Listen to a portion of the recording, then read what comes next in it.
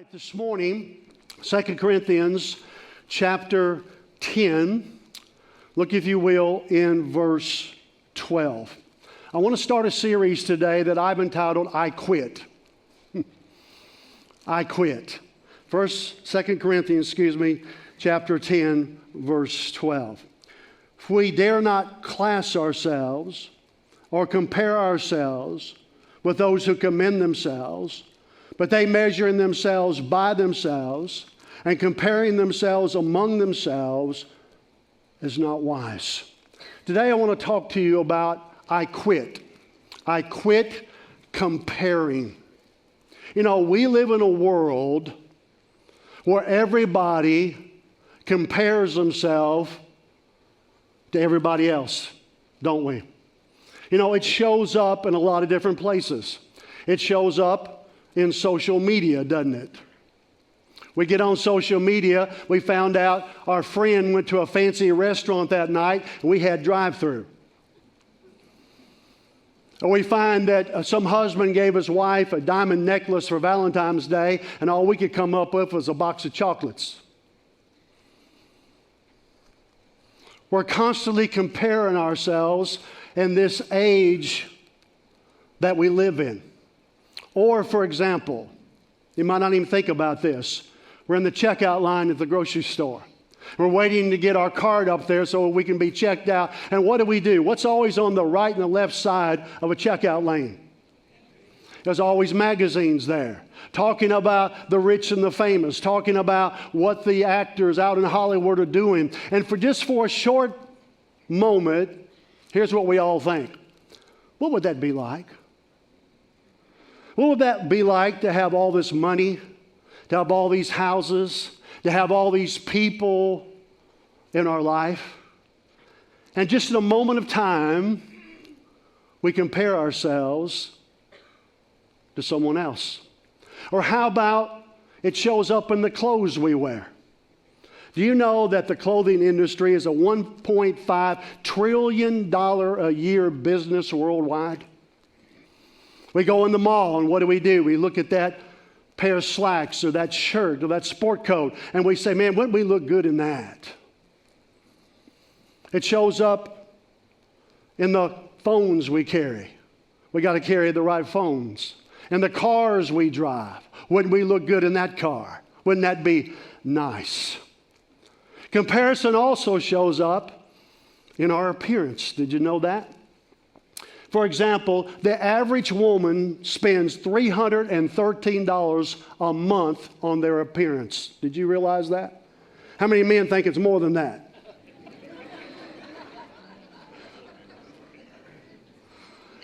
The average man spends $244 a month on their appearance.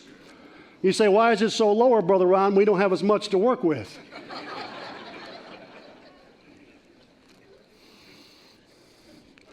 We are a society that's constantly comparing ourselves to others.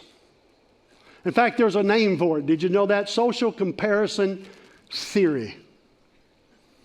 And according to Psychology Today, there's 4 main areas that we constantly compare ourselves to others about.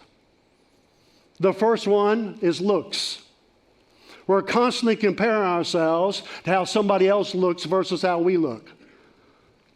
Maybe as a lady, you're looking at a person or another lady that has a different hairstyle that you like, or some clothes you like, or some jewelry that you like. We're constantly comparing ourselves with looks. But the other thing is wealth.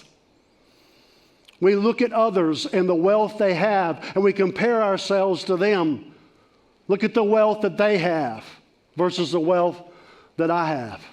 The third area is intelligence. Look how smart they are. Look what they've been able to achieve. Look what they've been able to do. And the fourth area is success.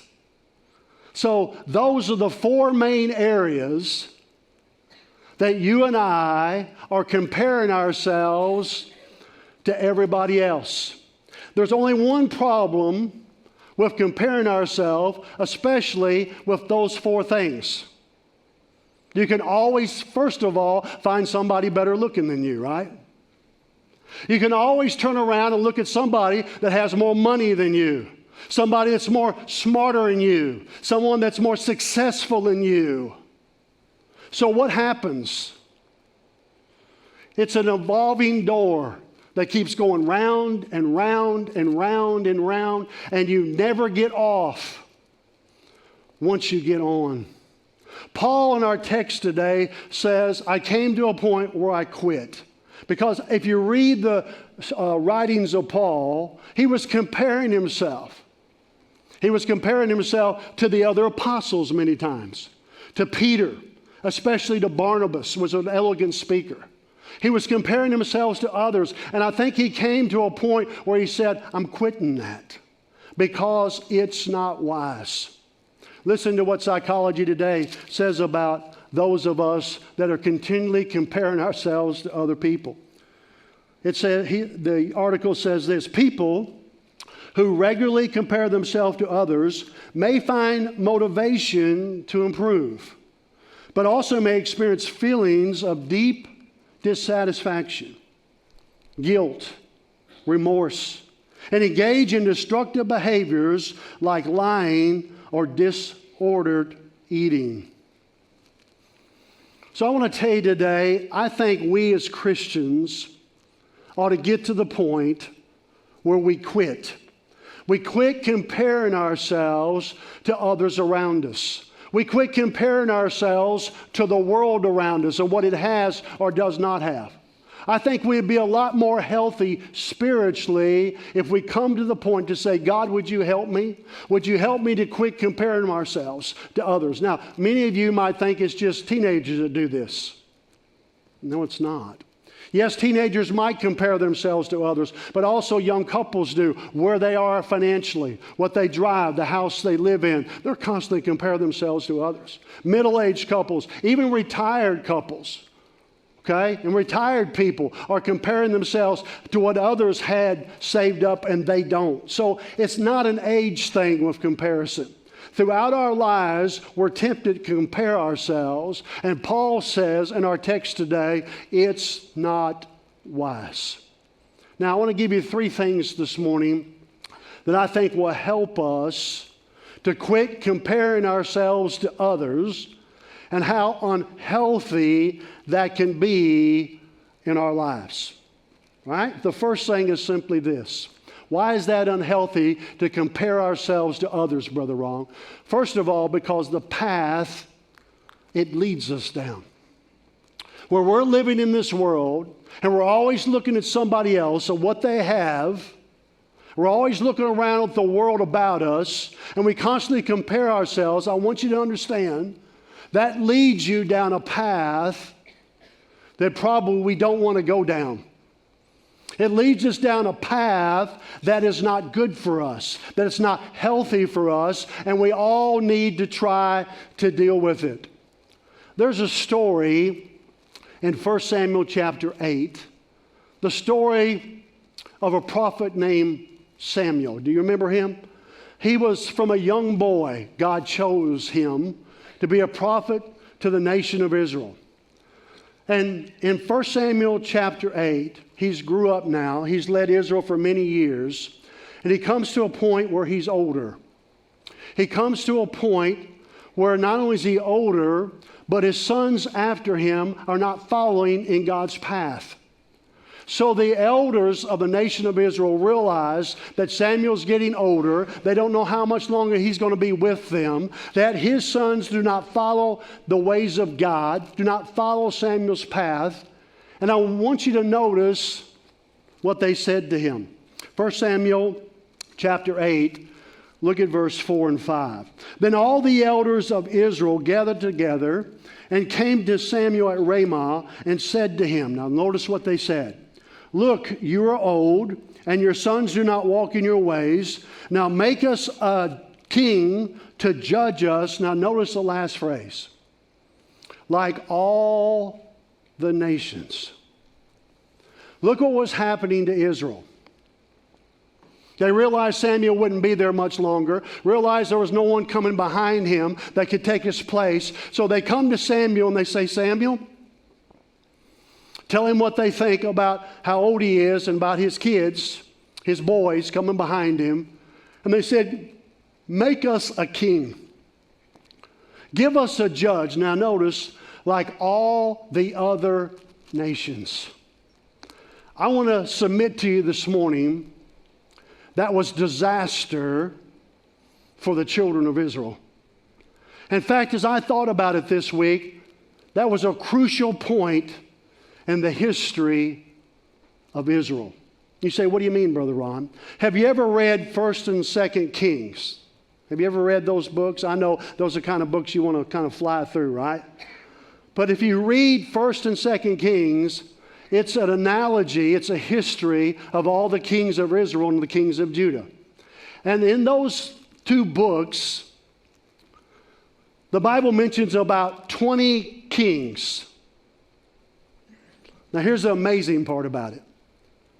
Out of 20 kings, 15 are bad and only 5 are good. Think about how many centuries went by that the children of Israel had to live under bad kings that for the most part led them away from God. And only 5 kings out of the 20, does the Bible say they were good kings or decent kings? Why? All because the children of Israel came one day to Samuel and said, give us a king. Give us a judge like the other nations. When you look at the history of Israel and Judah, the thing that tore them down, the thing that took them away from God was what? Comparison. They wanted to be like everybody else. Now listen to me this morning. No matter what age you are, it's so easy to look at this world. It's so easy to look at the people in this world, the things of this world, and you start comparing your life to all that. And pretty soon it indwells you. Pretty soon that's what you begin to think about. Pretty soon that is what's in your life. And you begin to say, I want that. I need that. And you begin to go down a path like the children of Israel that maybe God doesn't want you to go down simply because there's a time in your life that you wanted to compare yourself to the people around you, to the world around you. And as it was disaster for the children of Israel, so I believe it will be disaster for us. But what if we kept our eyes on Jesus?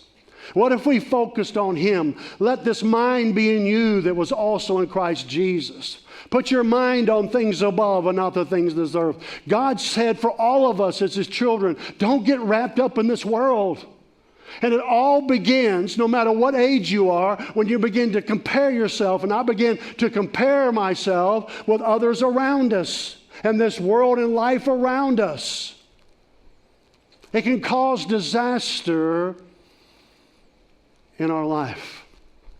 This path led the children of Israel away from God. Look at 1 Samuel chapter 8 and verse 7. And the Lord said to Samuel, heed the voice of the people and all that they say to you.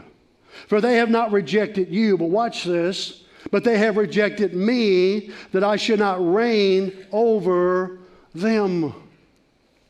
That one decision by the children of Israel, that one mark on their path, caused them to begin to go away from God, away from the things of God. It led them not closer to God, but further away from God. Where did it all begin, Brother Ron? When they wanted to be like everybody else. I have seen in my ministry so many people, teenagers, young couples. I've seen middle-aged couples, and yes, beyond, begin to look at everything around them, get their eyes off Jesus, and the next thing you know, they're led away from God. They're no longer close to God. They never walk with God. They no longer have fellowship with God. Where did it all begin? In an area that we don't even think about. We get our eyes in the wrong place. And what happened to the children of Israel, hear me this morning, can happen to anyone in this room, anyone watching online today. That path led them away from God. But also, that path destroyed their lives and it destroyed their children. Look, if you went out, 1 Samuel chapter 8, look at verse 9. Now therefore, heed their voice. God is speaking to Samuel. However, you shall solemnly forewarn them and show them the behavior of the king who will reign over them. God says, okay, Samuel, they've not rejected you. Ultimately, they rejected me. But I want you to warn them, this path that they're going down, this path of wanting to be like every nation around them, I want you to tell them and forewarn them what's going to happen to them. Now, what happened to them?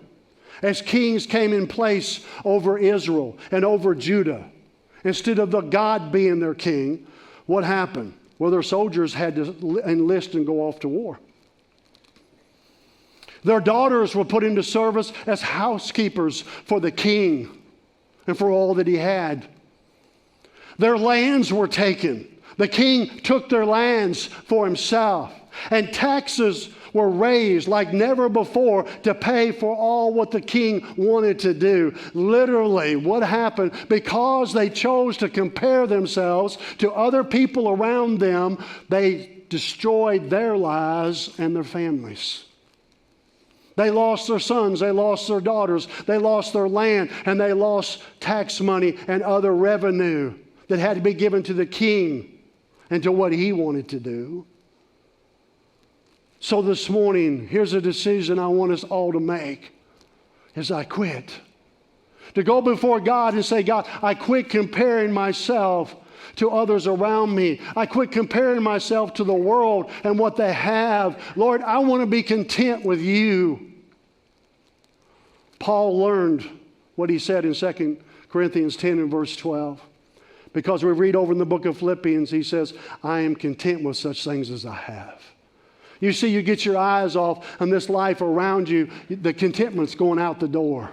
You're always going to want more and to drive you to have more in many areas that maybe more is not necessarily good for us. And so this morning, as we start this series, we got to quit comparing ourselves because it's destroying us as Christians. It's leading us away from God. It's putting our focus on other things rather than on Him. So why should we quit comparing ourselves to others around us and the things around us? Why is it unhealthy for us? First of all, it's because the path, it leads us down. But second of all, the position it puts us in. The position it puts us in. So we start going down this path, we're put in a position that's not healthy, that's not good. How many of you remember the prodigal son in the Bible? Let me see your hand. Raise them up. Okay. That's everybody in the room. Luke chapter 15 talks about the prodigal son. And we talk about how the father split his inheritance by the request of the younger boy. He went off, spent his inheritance on riotous living. Remember that? He comes back, reconciled to the father. We think all is well. So the whole focus of that parable is on the younger son. But I want to tell you this morning, more focus ought to be put on the elder son. Because did the younger son have problems? We all know he had problems. We all know he wanted what he shouldn't have had.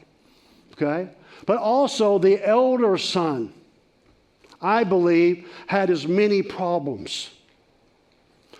Because the elder son came to his father and says, what is all this? I mean, this son of yours went and spent everything you ever gave him. He's coming back now, and he comes back and you're throwing him a party. You're killing the fatted calf. You're putting a ring on his finger, shoes on his feet. And the elder son did not like it at all. You see, he looked at his brother and he compared himself to his brother. And he says, listen, I've always been here with Dad. I never left Dad's side. I've worked when that other brother of mine was out in riotous living, doing God knows what. But I've stuck by you, Dad. What happened to the elder brother? He put himself in a position that was unhealthy. Why? Because he compared himself to his younger brother. So what position did he put himself in? Well, the position, first of all, of anger. Look, if you will now, Luke chapter 15. Look at verse 28. Now, this is talking about the elder brother. But he was angry and would not go in. You see, what happens when we compare ourselves to others?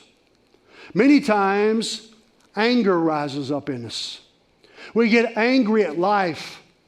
We get angry at people, don't we? Look at this generation around us today. I have never seen such an angry generation. They're angry. You know why they're angry? They're comparing themselves to everyone else. And they're saying it's not fair. We should have this or that. And so because they're comparing themselves, what's happening to our generation? They're becoming angry. They're angry with the government. They're angry with people. They're angry with everything around them. What's the root of the problem? The root of the problem is they're comparing themselves to what everybody else has, just like the elder brother did. And because of that, they put themselves in a place of anger. So much anger today that bust out into the streets, into riots. There's anger about what you have and what I should have, and so forth and so on. And it's causing so much problems in this country, not only this country, but also the world, is it not? It's people that are angry. They position themselves because they're comparing themselves to everyone else. They become angry. It puts them in a position of anger, but also in a position of jealousy. Of jealousy. Look, if you will now, Luke 15, verse 29. Lo, these many years I have been serving you. I never transgressed your commandment at any time, and yet you never gave me a young goat that I might make merry with my friends. What was happening to the elder brother as he said this to the father? He was jealous. Do you realize jealousy can lead to bitterness? And jealousy and bitterness, once harbored in your heart, can cause a lot of problems. We should go through life as we keep our eyes on the Lord and not get them off on other people or what they have or don't have, this world around us. Because if we don't, jealousy sets in. Well, I want what they have. Why can't I have what they have? Why can't I do what they do? Why can't I be like them? Jealousy sets in. Anger sets in. When we also forget all that God's done for us. When that begins to transpire, that begins to happen in our life, this anger and jealousy begins to stir. It puts us in a position of forgetfulness. Look, if you will, now at Luke chapter 15 and verse 31. And he said to him, Son, now this is the father speaking to the elder son, Son, you're always with me, and all that I have is yours. You know, we forget how blessed we are, don't we? We forget how good God has been to all of us. No matter what your wealth is in this country, you are wealthy, more wealthy than most of the people around the world. This country has been so blessed. You see, what happens, though, is when we begin to compare ourselves to others, or we begin to compare ourselves to this world, we forget of how good God has been to us and how richly blessed we are to live in this country and to have what we have, no matter how big or little that looks like to us. So what am I saying this morning as we start this series? We need to get with God. Say, God, I quit. I quit comparing myself to others. I quit comparing myself to this world. Because, Lord, it's going to lead me down a path that I don't want to go down. Lord, it's going to put me in a position that things are going to begin to happen in my life that I don't want to happen. But lastly, it's the pitfall that it brings to us. Look, if you will now, 2 Timothy chapter 4, look at verse 10. Paul writes, as far as we know, that's his last letter before he was beheaded by Nero in Rome.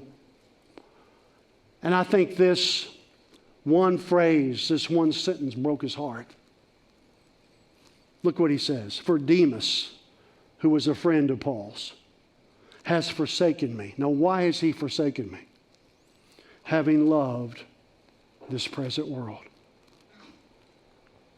It broke the Apostle Paul's heart. How did Demas go from being a close companion to the Apostle Paul? How did he go from seeing all that God did through the Apostle Paul's life? How Paul started churches, how people's life were changed, how people's life and health were made well. How did he go from that, having loved this present world? Where did it all start? How could he see all that and be a companion and friend to the Apostle Paul? And then Paul writes in his last letter that we have from him, and he writes, for Demas has forsaken me, having loved this present world. What happened to Demas? I'll tell you what happened to Demas. He got his eyes off Jesus. He got his eyes off spiritual things, and all his focus was this life. All his focus is what everybody else was doing, what everybody else had. And he forsook Paul, thus forsaking God, because he loved this present world. Many of us as Christians are going to stand before God one day, and God's going to look at our life, and the ultimatum that God is going to give us, the thing He's going to narrow in, the path that we started going the wrong way, is when we got our eyes off Him and started comparing ourselves to others in the world around us. Who cares how much money they have? Who cares what they live in or what they drive? Who cares who they're married to? We're to be about the business of living for God. We're to be about the business of sharing our faith. We're to be about the business of the Great Commission. And we can't do that if our eyes are focused on everybody and everything around us. And I want to be transparent with you this morning. Preachers are not immune to this. Did you know that? In fact, I would say preachers are the world's worst. You know why? When preachers get together, you know what they talk about? How big each other's churches are. How many members they have. What their budgets are.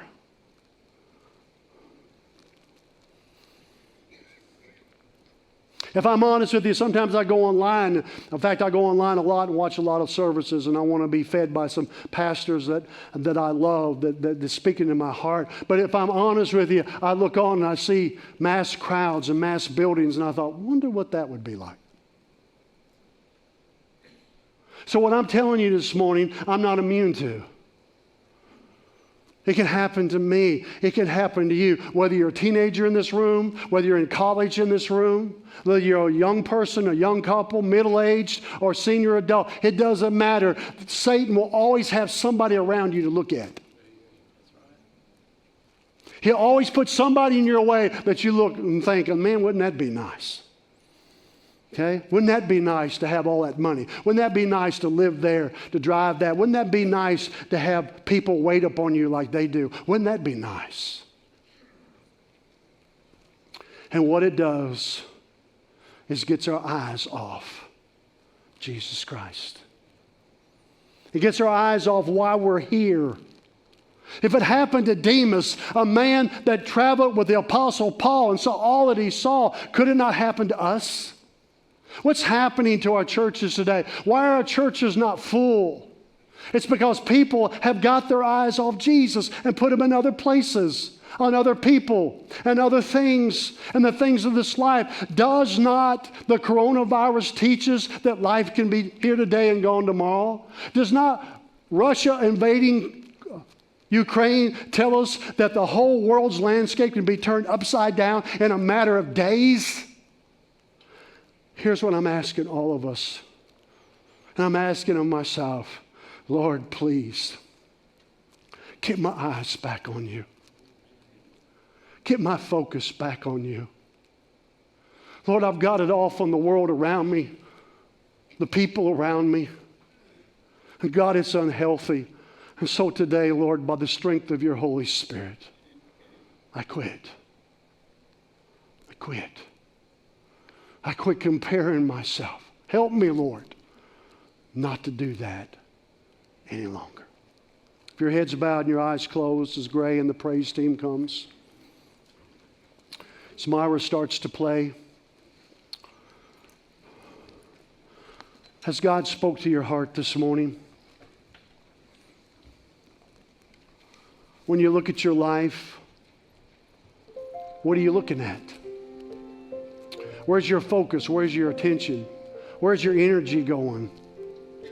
Is it for the kingdom of God and the things of God? Or would you be honest this morning and say, Brother Ron, I've got my eyes off what's important. Because I've taken my eyes off what's important, it's allowed my family to do the same. We're not walking with God like we're used to. We're not as close to God as we used to. We're chasing whatever the world's chasing. If your head's bowed and your eyes closed, nobody looks around, please. If you would say this morning, Brother Ron, God's speaking to me, to get my eyes back upon Him, pray for me. Would you slip up your hand? Let me see those hands today. Slip them up. Be honest with God. I see Him. The balcony, I see Him. On the main floor, I see Him. Would you be honest? Some of the rest of you, put your hand up if God is speaking to you about that. Yes, I see it all over the house today. We all have a problem with it. Let's go to the Lord today and recommit ourselves to Jesus. Recommit ourselves to His agenda and what He has for us today. You might be here today without Jesus. Can we help you? Can we help you to realize what a relationship with Jesus looks like? Maybe God is speaking to your heart about an area of your life. Other than focus on Him, there's something else going on. You need prayer with that, something we can help you with. Maybe you need to be baptized. Maybe you need to be a part of this church. Whatever your need is, we want to talk to you about it. I want to hear your story. Whatever I can do, whatever we can do as a church. Thank you for tuning in to our live stream. We hope you were encouraged by both the worship music and today's message. If you have any questions about your faith or would like to speak to our pastoral staff, we would love to hear from you. You may call the church office at 601-829-1004 or contact us on our website at fecfannin.org.